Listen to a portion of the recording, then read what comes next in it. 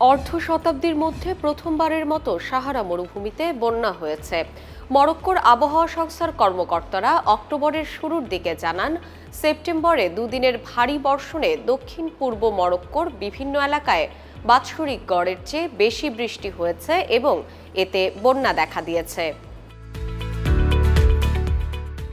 রাজধানী রাবাত থেকে প্রায় ৪৫০ কিলোমিটার দক্ষিণে অবস্থিত গ্রাম তাগুনিতে ২৪ ঘন্টার মধ্যে ১০০ মিলিমিটারের বেশি বৃষ্টিপাত রেকর্ড করা হয়।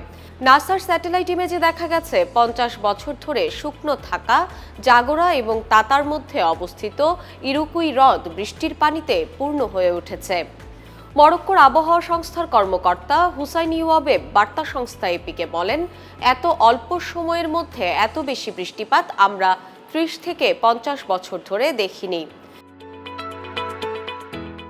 বৃষ্টিপাতের ফলে সাহারা মরুভূমিতে খেজুর গাছ এবং বালির টিলাগুলির মাঝ দিয়ে নীল পানির উপহ্রদ তৈরি হওয়ার বিরল ঘটনা ঘটেছে।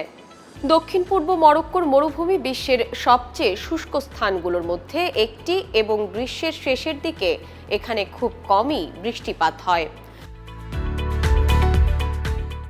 মরুভূমির সম্প্রদায়গুলোতে পানি সরবরাহের জন্য মরুভূমির নিচে বিশাল ভূগর্ভস্থ পানির স্তরগুলো পুনরায় পূরণ করতে এই বৃষ্টিপাত সহায়তা করতে পারে।